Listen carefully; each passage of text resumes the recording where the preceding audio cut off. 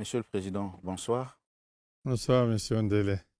Nous allons naturellement commencer cet entretien par l'événement qui le justifie, à savoir le 60e anniversaire de l'indépendance du Congo. Cela vaut-il encore la peine d'être rappelé? Monsieur le Président, le 15 août 1960, où étiez-vous? Le 15 août 1960, j'étais à Brazzaville. Nous étions en vacances. Nous venions de finir avec nos examens à Mbunda. Et nous étions donc en vacances scolaires ici à Brazzaville. Est-ce que vous gardez quand même un souvenir précis de cette époque-là? Bon, beaucoup de souvenirs parce que nous étions en vacances ici. Et nous qui avions fondé l'ASCO, l'association scolaire du Congo qui regroupait tous les élèves du secondaire à l'époque, en liaison avec nos aînés en France qui luttaient dans le cadre de la FEANF, Fédération des étudiants d'Afrique noire en France. Et déjà, ils menaient ce combat pour la libération de notre continent, notre association qui se battait un peu sur le même chemin en lutte contre toutes les injustices dans la société coloniale et s'inspirait du combat de la FEANF en France et nous donc qui avions créé l'ASCO ici avons pendant cette période vécu l'indépendance du Congo-Kinshasa le 30 juin 60. Et donc avons suivi avec beaucoup d'enthousiasme les déclarations du Premier ministre Patrice Lumumba. Vous voyez donc. Qui ont irrité le colonisateur. Et pour cause. Mais du 30 juin 60 au 15 août 60, vous voyez que notre jeunesse ici, celle qui s'efforçait de militer pour le triomphe de ces causes-là, était dans l'enthousiasme. C'était l'enthousiasme véritable. Hein, lorsque nous suivions les déclarations du Premier ministre Patrice Lumumba le 30 juin à Léopoldville. Qui n'était même pas prévu dans le protocole, mais qui est tombé comme un Deus ex machina. Il n'était pas prévu, lui. C'est pourquoi peut-être il a eu des ennuis après. Ah oui, les ennuis, nous n'aurons pas le temps d'en parler. Mais nous vivions cette période, vous voyez, 30 juin 60, 15 août 60, c'était quand même l'effervescence ici. Monsieur le Président, vous évoquez l'ASCO, vous évoquez la FEANF, vous évoquez aussi les déclarations du Premier ministre émérite Patrice Lumumba. On réalise que trop nos nationalistes, les Africains, rejetaient donc toute forme de domination. L'indépendance pour les Africains se présentait comme une perspective qui leur ouvrirait des horizons sans limite. Mais 60 ans après, est-ce qu'on n'a pas l'impression que l'Afrique fait du surplace? Elle a du mal à trouver de consensus sur un certain nombre de dossiers brûlants. La concordance des points de vue est souvent obtenue très difficilement. Et lorsqu'une crise surgit, on note toujours la faiblesse de l'Afrique à réagir ou à la juguler. On ne fait pas de surplace, là, après toutes ces années d'indépendance? De sur place, non. Et disons que cela a été une longue période de lutte, hein, des peuples avec des fortunes diverses. Et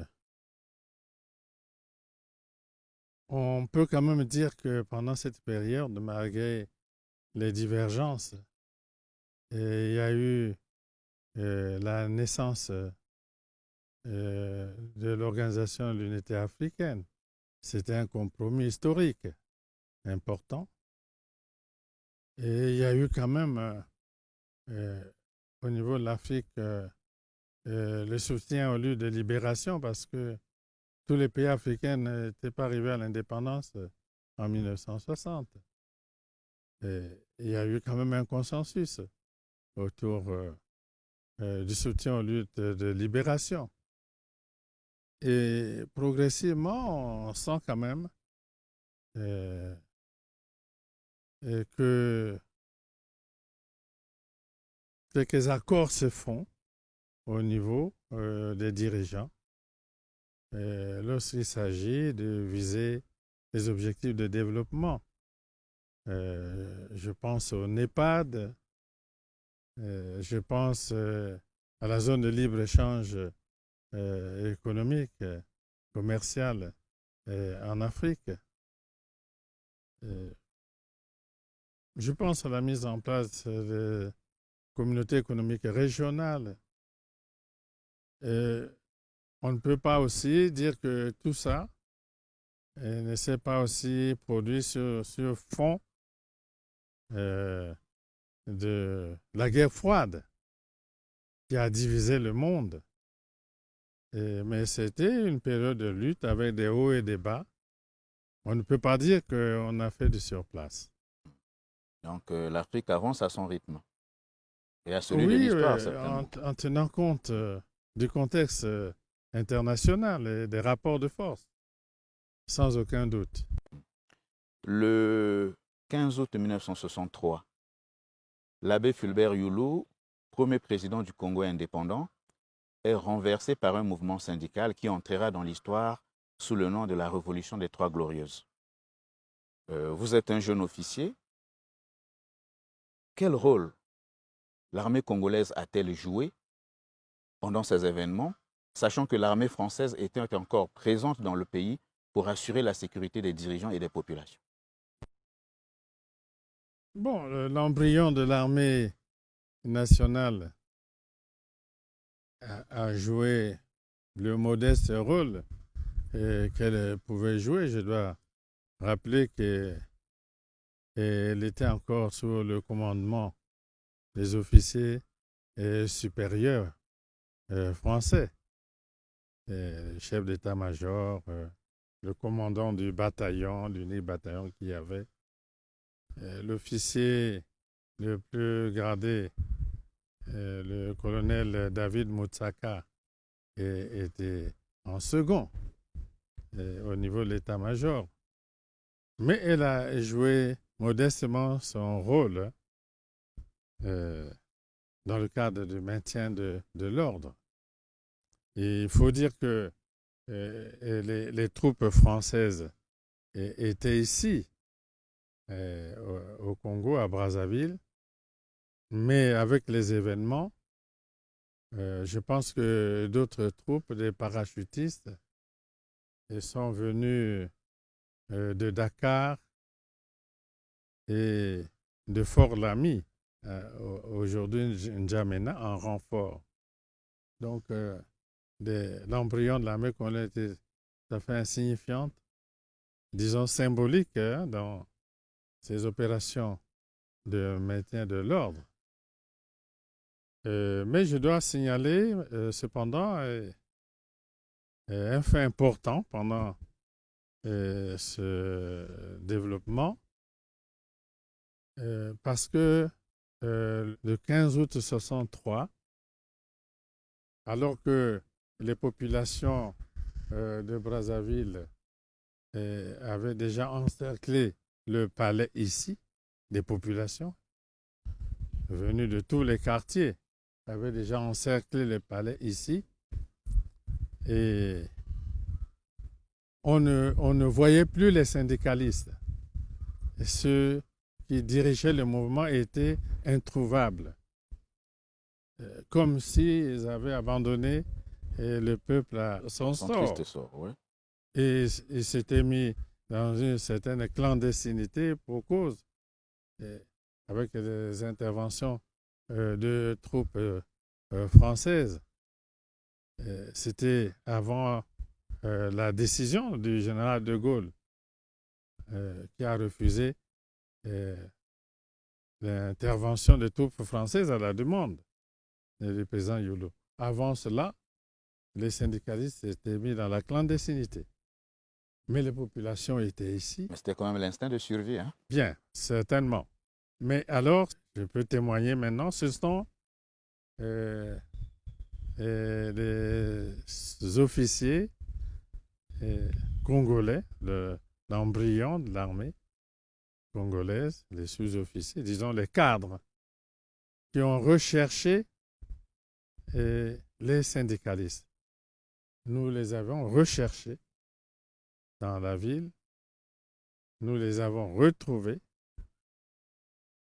et nous les avons amenés en réunion au camp qu'on appelle aujourd'hui le camp du 15 août. C'est bien pour cette raison-là. Nous avons, avant c'était le camp du Tchad, on l'appelait camp du Tchad ici. Le camp du 15 août porte ce nom à cause de l'événement que je relate. Nous les avons tous réunis au camp ici, dans la salle où s'entraînent les éléments de la musique militaire. Et je dois dire que pour l'histoire, même si ce quartier devrait être reconstruit, on ferait bien de garder ce bâtiment où s'entraînent les éléments de la musique. On ferait bien pour l'histoire de garder ce bâtiment parce que c'est à cet endroit-là que les officiers congolais à l'époque ont eu la réunion avec les syndicalistes et les officiers leur avaient demandé de rejoindre les populations qu'ils avaient mobilisées puisque les populations étaient ici autour du palais. Et c'est dans nos jeeps que les syndicalistes sont arrivés au palais. C'est nous qui les avions amenés au palais, ici. Et on doit aussi dire qu'à ce moment-là, le président Youlou, qui avait déjà reçu le refus du général de Gaulle de faire intervenir l'armée française, parce qu'ici, autour du palais, il y avait des cercles concentriques de l'armée congolaise, et des parachutistes français, de la population. C'était un moment très dense. Et alors, à ce moment-là, ce sont les officiers congolais qui ont reçu le document de la démission du président Yolo. Le président Yolo a remis sa démission aux officiers. Et le colonel Moutsaka, David, a reçu la démission du président Yolo. Donc, le président Yolo a remis sa démission au colonel Moutsaka, donc à l'armée, à l'embryon de l'armée congolaise. Et ce sont les officiers qui ont remis le document aux syndicalistes. Monsieur le Président, l'armée réunit les syndicalistes au camp 15 août. L'armée met les syndicalistes dans sa Jeep arrive au palais et obtient la démission de l'abbé Fulbert Yolo. Le rôle de l'armée, c'est quand même Il s'agissait non, l'armée de soutenir. n'avait pas, à proprement parler, pris position. Il s'agissait d'amener les syndicalistes, les dirigeants syndicalistes à jouer leur rôle. À dialoguer avec le président. Jusqu'au bout, puisque les populations étaient autour du palais et exigeaient la démission du président Youlou. Le général de Gaulle avait refusé l'intervention des troupes françaises. Il ne restait plus qu'aux syndicalistes de continuer de jouer leur rôle, puisque les populations, ce sont les syndicalistes. Un rôle qu'ils n'ont pas su jouer jusqu'au bout, puisque après, Kikadidi va prendre Alphonse Massamba Deba, l'emmène à Brazzaville, et celui-ci est président, donc les syndicalistes. C'est vrai qu'ils ont obtenu la démission de l'abbé Fulbert Yolo, mais visiblement, ils n'avaient pas de programme précis. Oui, c'était un moment délicat parce que après la démission du président Youlou, les syndicalistes avaient déclaré qu'ils n'avaient pas engagé ce mouvement parce qu'ils voulaient prendre le pouvoir. Et ce n'était pas pour prendre le pouvoir, eux, syndicalistes, qui menaient ce mouvement. Et c'est là où est arrivée l'idée du gouvernement de technocrates, le gouvernement des techniciens, d'intellectuels. Et donc, la nuit du 15 au 16, c'était une nuit blanche. Nous étions dans ce palais, nous les officiers, on suivait cela. On a vu arriver ici, au palais, tout ce qu'il y avait de crème, d'intellectuels, de technocrates, de hauts cadres de l'administration. On les a vus arriver, nous avons vu arriver ici, je le cite pêle-mêle, j'en oublie aussi, les Paul Kaya, on a vu arriver les Pascal Lissouba, les Matsokota, les Bernard Galiba, les Ganao, enfin, tout ce qu'il y avait de crème, puisque il fallait mettre en place le gouvernement des technocrates. Je crois que cette nuit-là, ces cadres n'ont pas pu désigner un premier ministre du gouvernement provisoire toute la nuit. Contradictions diverses. Ces cadres ont discuté sous nos yeux, parce que nous étions là, nous les officiers, on écoutait, on ne prenait pas part aux discussions, ils n'ont pas pu désigner l'un d'entre eux comme premier ministre du gouvernement provisoire. Et voilà pourquoi le président Massamba Deba a été recherché. Lui qui jouissait à ce moment-là de quelques contradictions avec le président Youlou, il jouissait d'un préjugé favorable dans l'opinion pendant la période. Et c'est donc dans ces conditions que le président Massamba Deba a été recherché. Je crois qu'il était à Boko. Et c'est lui qui a été comme l'homme de compromis. D'où la mise en place des institutions provisoires après les Trois Glorieuses. Ok, l'homme de compromis arrive, Alphonse Massamba Deba. Il crée le mouvement national de la révolution, MNR. Il instaure le socialisme dit bantou, selon ses propres termes. Non, c'est le socialisme qui était écrit dans les documents du MNR. C'était le socialisme scientifique. Et lui? Bon, dans son interprétation, il a parlé de socialisme bantou. Mais dans le document du MNR, que l'on peut consulter, vous les journalistes qui faites la recherche, je pense qu'on parlait plutôt de Le Le socialisme socialisme scientifique. scientifique. Parce qu'il semble aussi que la pomme de discorde avec les autres, c'était ça. C'était l'un des L'adjectif bantou. Bantu, et que le socialisme était scientifique et qu'il s'appliquait à l'ensemble des peuples du monde. Il n'avait pas besoin d'avoir une coloration bantu. C'était l'un des points chauds, non, de la contradiction, des clivages au sein du MNR. D'après ce que nous observions, nous, et les officiers, parce que nous ne prenions pas part à ces discussions jusqu'au moment où il avait été décidé que l'armée ait un représentant au sein du comité central du MNR.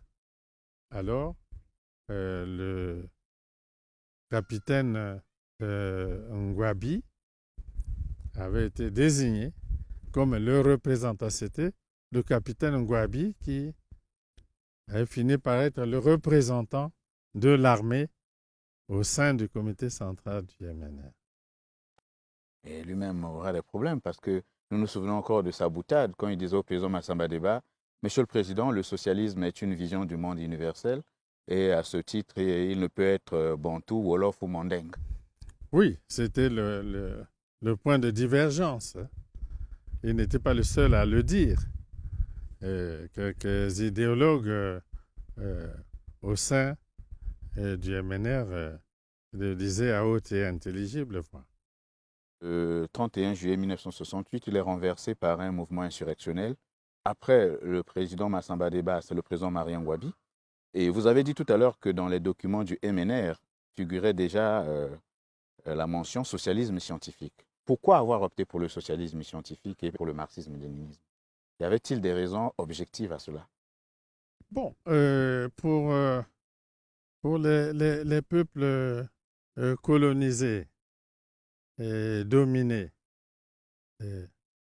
en réalité par le capitalisme ou l'impérialisme international, comme on le disait à l'époque, et pour les peuples qui étaient encore sous domination coloniale aussi, le monde était divisé, comme on le sait.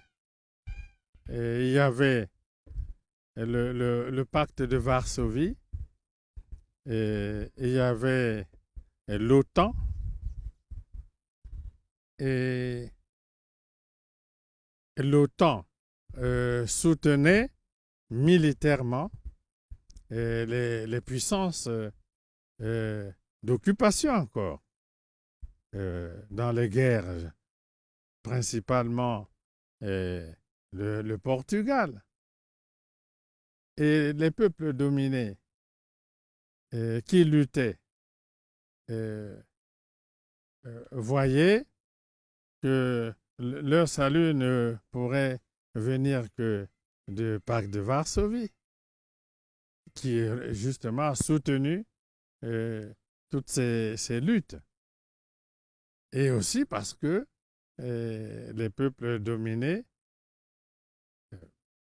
ont considéré, d'autres continuent de considérer aujourd'hui le socialisme comme une organisation de justice sociale et de juste partage du produit du travail commun.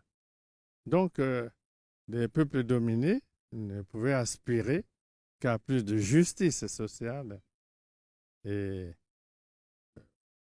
beaucoup se sont tournés vers les pays du pacte de Varsovie et ont choisi la voie du socialisme comme la voie de la justice sociale, du juste partage du fruit du travail.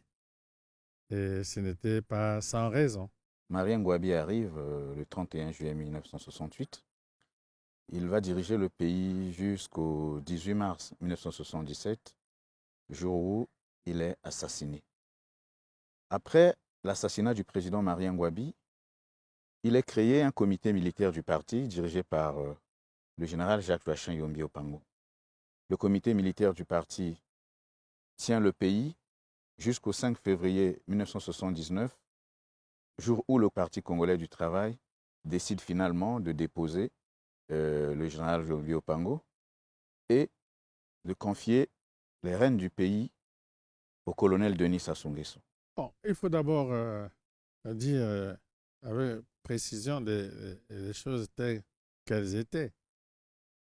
Et il faut savoir que avant l'assassinat du président Marien Gouabi, le PCT était en train de préparer le 3e congrès extraordinaire. Et les sessions préparatoires se tenaient non loin d'ici. Donc, le PCT était en train de préparer le 3e congrès extraordinaire. Parce qu'avant cela, il y a eu quand même beaucoup de remous, mouvements de radicalisation, etc. Le président Gouabi souhaitait un renouvellement du parti.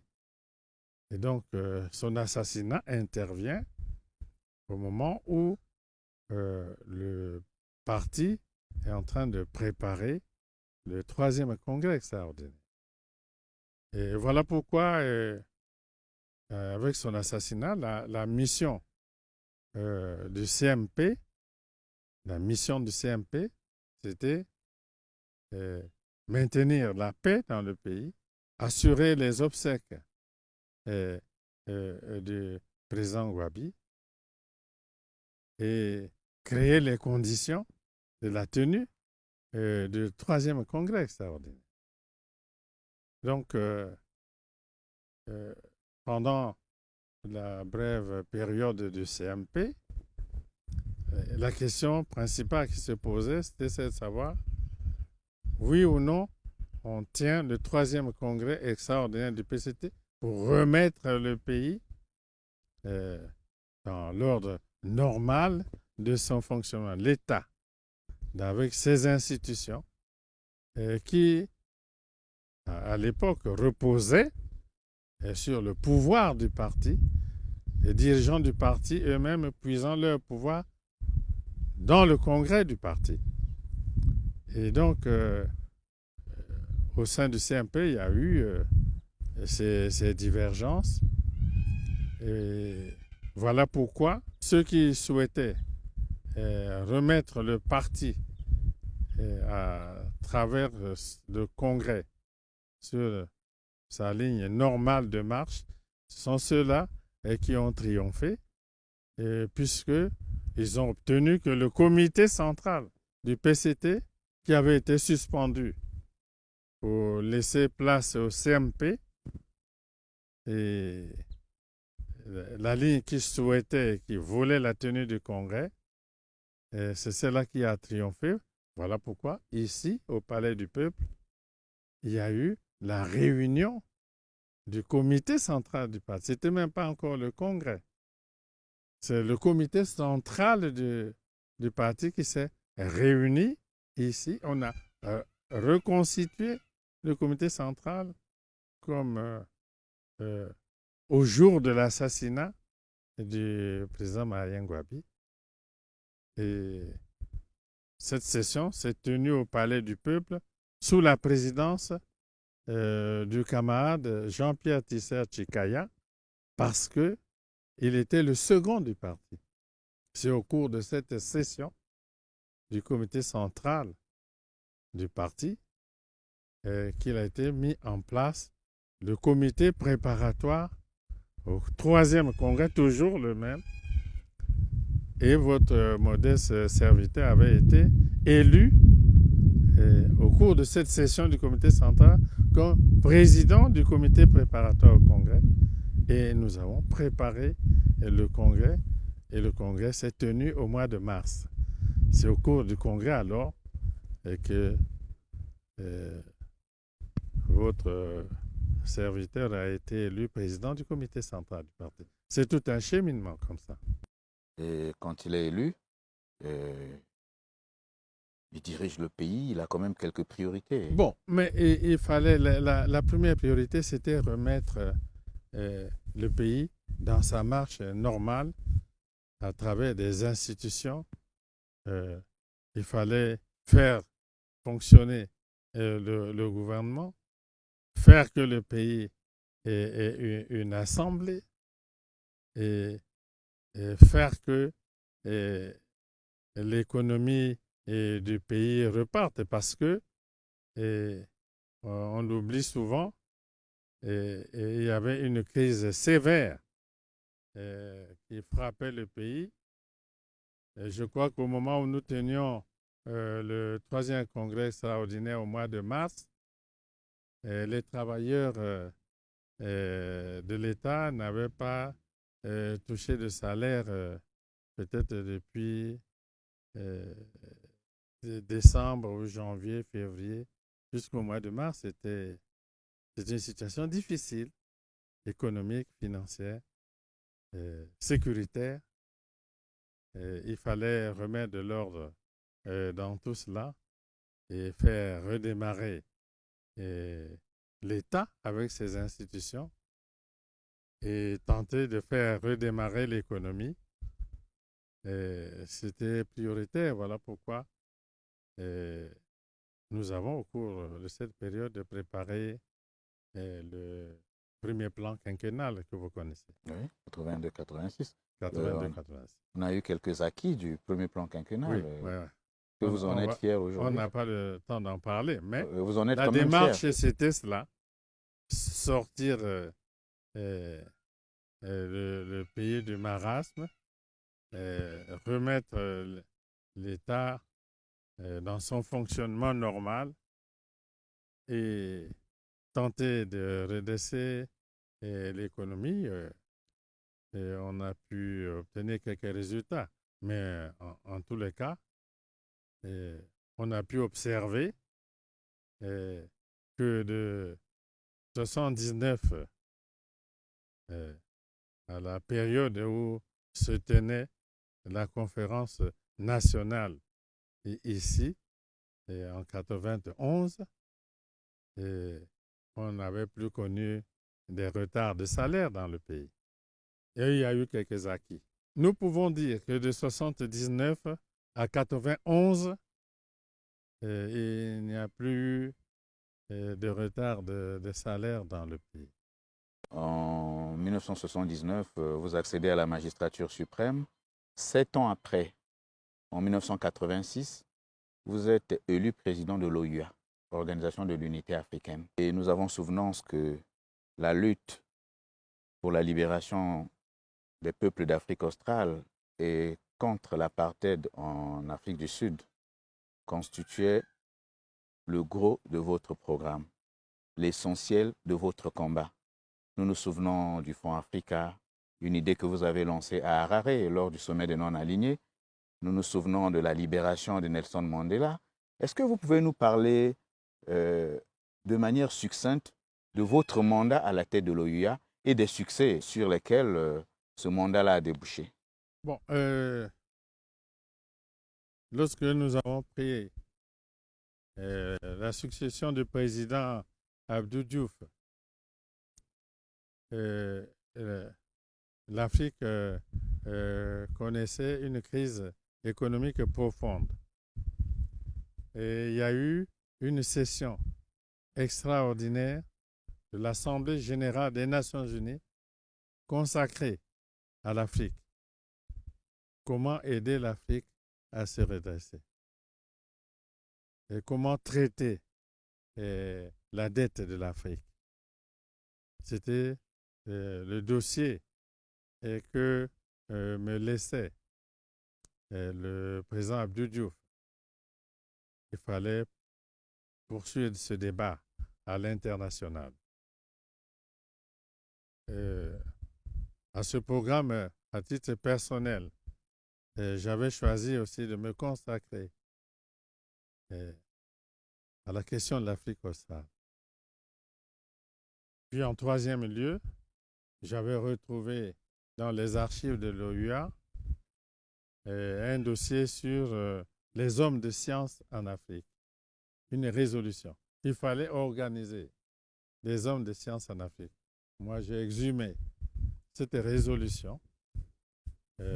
J'avais pensé que c'était un juste combat qu'on pouvait mener.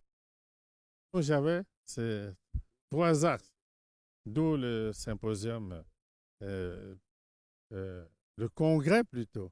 Le symposium des écrivains, c'était contre l'apartheid. contre l'apartheid. Et le Le congrès, c'était des hommes de science, science. c'est une autre chose.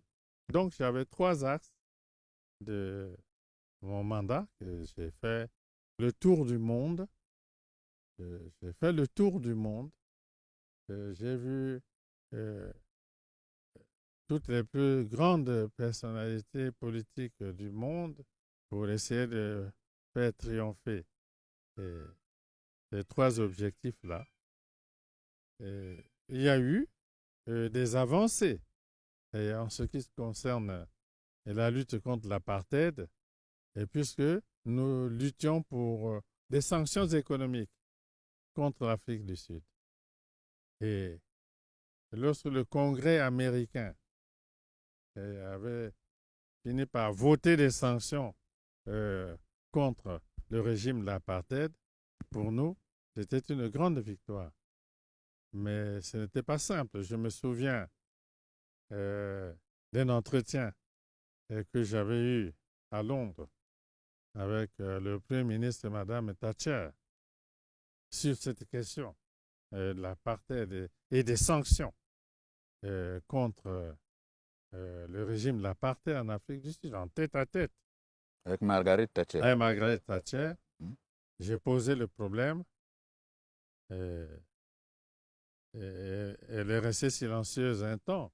Et puis, a rétorqué, mais Monsieur le Président, pourquoi voulez-vous détruire une économie qui marche?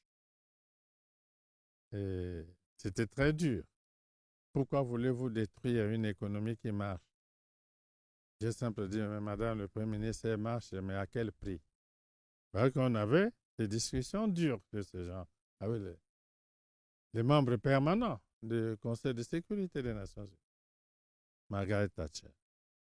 Mais, malgré tout, le rapport des forces dans le monde était tel que cette cause-là a fini par triompher. Il y a eu des sanctions économiques. Je crois que c'est cette décision qui a sérieusement ébranlé le régime de l'apartheid. Les sanctions économiques contre l'Afrique du Sud. Et nous avions gagné cela. Le Congrès des hommes des sciences a eu lieu ici, à Brazzaville. Brazzaville a même été déclaré siège de l'Union panafricaine de la science et la technologie. C'est un grand succès. Bon, quant à la mise en œuvre des résolutions des Nations Unies sur la situation économique de l'Afrique, le traitement de la dette de l'Afrique, je crois que c'est là où nous n'avons pas gagné. Et la situation reste la même aujourd'hui. On continue jusqu'à aujourd'hui avec la crise que nous vivons de demander un traitement particulier de la dette africaine. Donc le problème reste entier. Mais pour les autres combats, la lutte contre l'apartheid a connu des avancées, puisque non seulement il y a eu des sanctions économiques contre le régime de l'apartheid, mais après mon mandat, on a vu se dérouler ici des négociations entre l'Afrique du Sud, Cuba, l'Angola, les États-Unis, ici. La quadripartite. La quadripartite, une négociation dure. C'était une négociation difficile, mais on a fini par signer ici à Brazzaville le protocole d'accord qui a permis le retrait des troupes d'Afrique du sud de l'Angola, qui a permis le retrait des troupes cubaines de l'Angola et qui a permis l'indépendance de la Namibie et le processus qui a continué en Afrique du Sud jusqu'à la libération de Mandela. Je présume, il paraît que vous êtes très, très dur vis-à-vis du régime de Peter Botha. Parce qu'il était question, pendant la cohabitation du président Mitterrand et Premier ministre Chirac, il était question que le président Botha soit invité en visite officielle à Paris. Et comme c'était la veille du sommet France-Afrique de Lomé, bon, j'avais fait dire que vraiment, si avant le sommet de Lomé,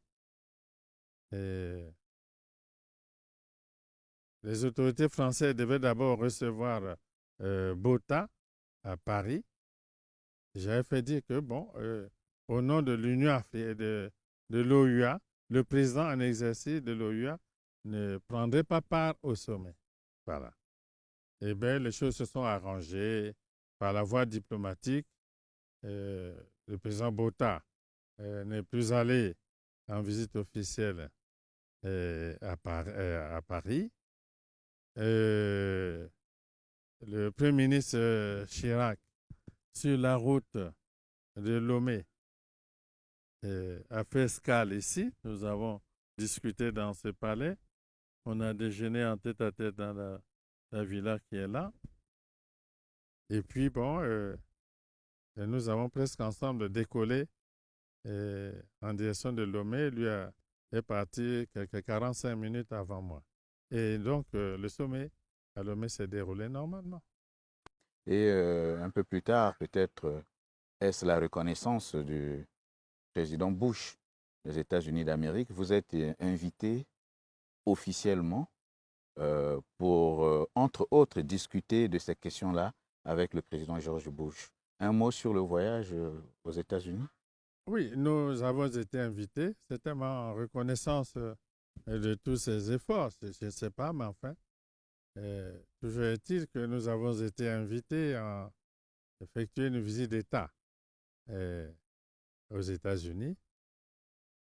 Mais le souvenir le plus important, c'est que pendant que nous étions en train de traverser l'Atlantique pour Washington, nous étions au-dessus de l'Atlantique, et c'est à ce moment-là que les pilotes de l'avion d'Air Afrique, les pilotes de l'avion d'Air Afrique, nous a annoncé la libération de Mandela. Donc, la libération de Mandela est intervenue alors que nous étions au-dessus de l'Atlantique En partance pour les États-Unis. pour les États-Unis. Et nous avons donc célébré la libération de Mandela à bord de l'avion. Nous avons consommé toutes les bouteilles de champagne qu'il y avait dans l'avion. Et j'ai fait ma première déclaration pour saluer la libération de Mandela à bord d'un avion d'Air Afrique au moment où j'allais aux États-Unis. Donc, c'était un moment important pour moi. Monsieur le Président, juin 1990, le président Mitterrand tranche net sur le débat, dans le débat plutôt sur l'aide au développement. Ajoutez à cela un impétueux mouvement venu des pays de l'Est qui balait les sommets. Même les régimes totalitaires que l'on croyait établis pour l'éternité entrent spontanément dans le chaos. Les populations s'agitent parce que le mouvement gagne l'Afrique au motif que le président Mitterrand avait dit à ce sommet-là que désormais ne pourraient bénéficier de l'aide au développement de la part de la France que des pays qui s'ouvriraient à la démocratie. Un peu partout sur le continent s'organisent des conférences nationales ou toutes sortes de réunions visant à matérialiser les injonctions du président Mitterrand. Le Bénin de Mathieu Kérékou a tenu sa conférence nationale. Le Congo de Denis Sassou Nguesso a fait le choix de l'imitation. Le 25 février 1991 s'ouvre donc au Palais des Congrès de Brazzaville la conférence nationale. Bon, il faut d'abord dire que ce n'est pas parce que le président Mitterrand avait parlé à la BOL que tous les pays qui ont engagé le processus de changement obéissaient à une injonction. Je ne suis pas sûr que cela soit vrai. D'autant plus que dans la salle même, Sa Majesté Hassan II, paix à son âme, qui devait répondre au discours du président Mitterrand au nom de l'Afrique, avait pris déjà dans la salle même le contre-pied de cette déclaration. On n'en parle pas assez. D'ailleurs, la presse française, comme vous les journalistes, parfois vous savez le faire, a mis le coude sur cette déclaration. C'était une déclaration du roi Hassan II qui était très forte. Il paraît même qu'il avait refusé l'hôtel qu'on lui avait Non, mais affecté. il était dans son bateau. Mais ce n'est pas cela le plus important. Le plus important, c'est la déclaration du roi Hassan II en réponse au discours du président Mitterrand au nom de l'Afrique. Et vous feriez bien de faire des recherches pour retrouver, vous les journalistes, puisque vous voulez faire l'histoire, retrouver cette déclaration. Déjà, le roi Hassan II avait pris le contre-pied de cette déclaration. Toujours est-il que les changements se sont produits. Nous-mêmes, ici au Congo, avant même la réunion de la BOL, le comité central du Parti congolais du travail s'était déjà réuni et avait opté pour les changements selon une procédure différente. Mais changement toujours pour aller vers le multipartisme. Les archives du PCT, vous pouvez les consulter. Vous trouverez une session du comité central du PCT qui proclamait la volonté du Parti congolais du travail d'amener le pays vers le multipartisme. Cela n'avait rien à voir avec la déclaration du président Mitterrand à la BOL. N'est-elle pas venue précipiter les choses ou accélérer tout de même? Comment? La déclaration du président Mitterrand n'est-elle pas venue accélérer? Peut-être un accélérateur, pourquoi pas? On ne va pas ignorer ce fait de l'histoire. Mais toujours est-il que les changements se sont produits ici en Afrique comme ailleurs après les changements plus importants qui se sont produits dans les pays du Pacte de Varsovie.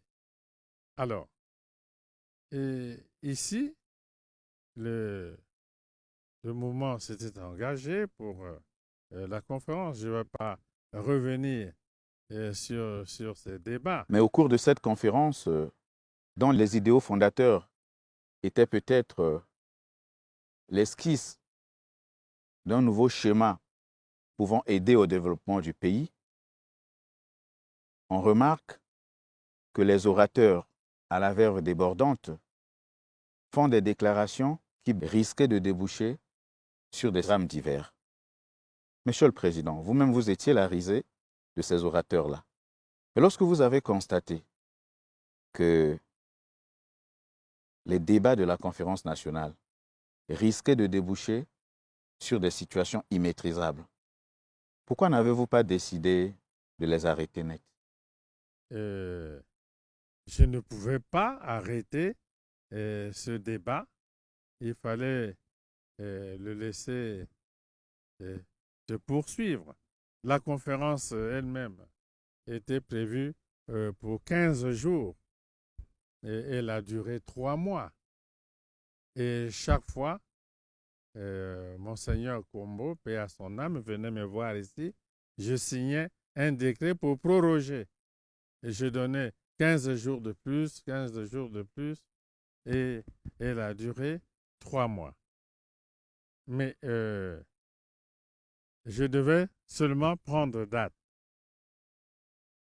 Laisser le débat se dérouler, mais prendre date.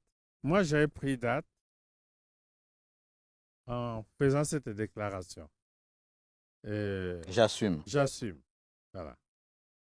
J'assume. Voilà. J'avais pris date.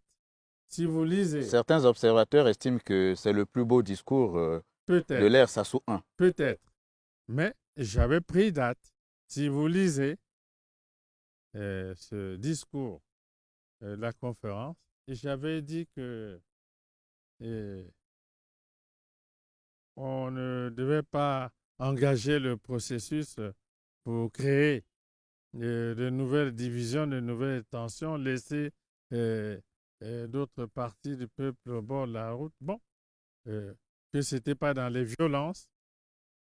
Et j'avais dit que la conférence devait se dérouler sans un mort, sans un blessé, sans un prisonnier. Et je l'ai dit à la clôture de la conférence aussi. Et donc, j'avais pris date.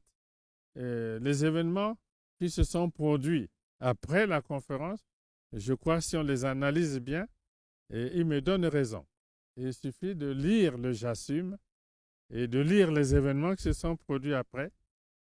Ils sont à l'opposé de ce qui est dit dans ces déclarations. Et pour ça, j'ai préféré prendre date et non pas arrêter la conférence. Voilà.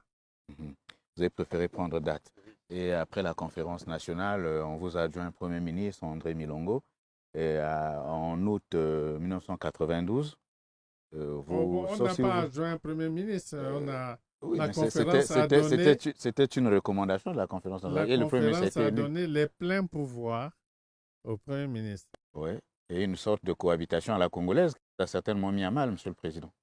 Oh, ce n'était même pas une cohabitation. Le président avait quoi? Des pouvoirs de la diplomatie et le président n'avait même pas les pouvoirs de défense nationale.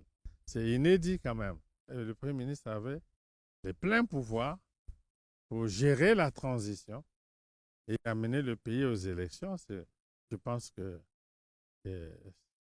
c'était son mérite d'avoir permis cela. Oui, ce fut fait. Oui. Puisqu'en août 1982, il y a eu les élections. Il y a eu les élections. Voilà. Nous voulons parler de l'élection présidentielle. Et vous avez soutenu au deuxième tour le président Pascal Lissouba. Il est élu.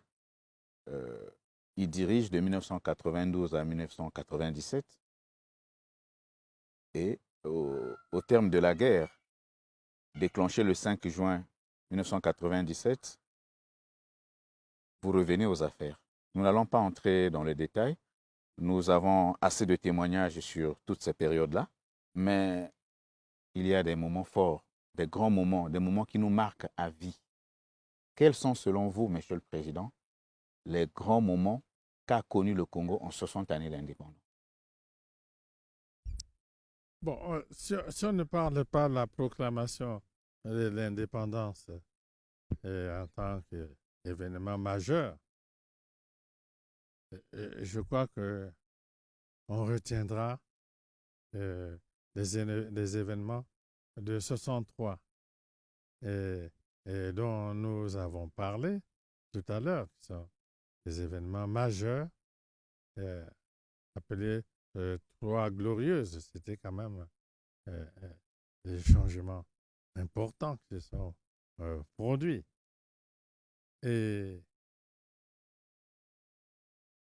on doit quand même retenir la période de l'assassinat du président Gwabi jusqu'à la tenue du 3e congrès extraordinaire du PCT, le mouvement dit du 5 février. cette période-là comme une période très, très, très importante de la vie de ce pays parce que euh, les événements qui se sont produits pendant cette période ont amené le pays presque au bord du précipice. Euh, euh, L'assassinat du président Gwabi, l'assassinat du cardinal Biayenda, la mort du président Massamba Deba, c'était des moments très difficiles hein, de la gestion de ce pays. Puis, euh, comme une espèce de sortie de crise profonde, le mouvement dit du 5 février jusqu'à la tenue du troisième congrès extraordinaire du PCT. Puis, on vient d'en parler, la conférence nationale, je le dis puisque je le pense, dite souveraine, je le dis comme ça, avec ma conviction, dite souveraine, aura été un événement important dans ce pays. Je dis dite souveraine parce que les participants à la conférence n'avaient aucun mandat du peuple pour jouer la souveraineté. Mais ils ont dit que les décisions qu'elle prenait étaient exécutoires d'urgence Oui, et sans mais appel. c'est pour cela que je dis la conférence. C'était un moment important de l'histoire de ce pays et qui aurait pu, si on n'avait pas fait attention, qui aurait pu l'amener vers le précipice aussi. Voilà pourquoi je prends le repère que j'assume. Hein. Bon, à titre personnel, et même pour le pays,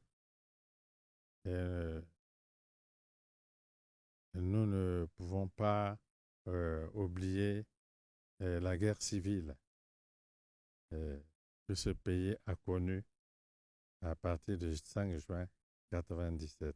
Ce sont ces événements, en ce qui me concerne, que je retiens comme des moments très importants de la vie de notre pays.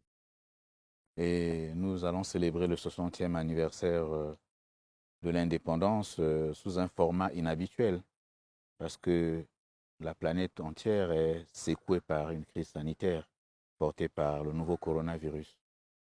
Le 28 mars dernier, dans un message à la nation, vous invitiez les Congolais à davantage de responsabilités et vous disiez que du comportement de chacun dépendrait la santé, sinon la vie de tous.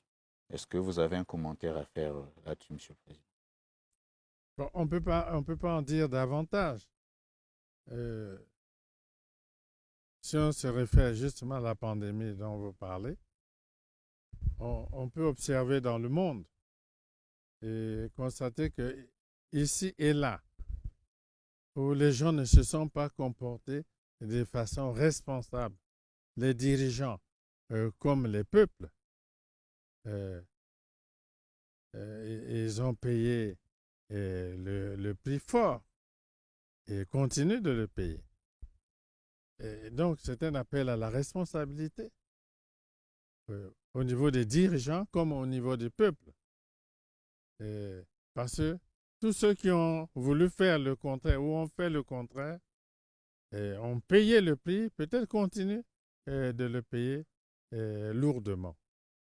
Et nous ne sommes pas encore sortis de cette crise et la recommandation reste la même.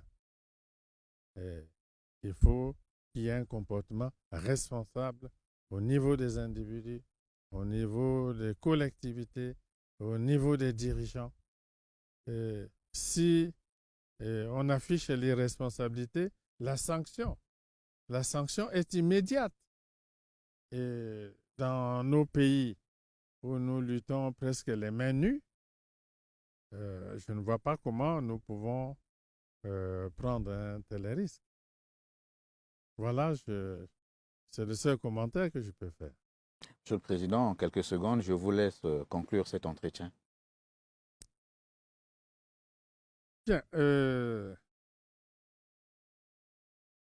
on a survolé quelques événements. J'ai fait quelques commentaires, mais j'ai fait ma lecture. La situation du pays depuis l'indépendance jusqu'à aujourd'hui, dans mon message à la nation.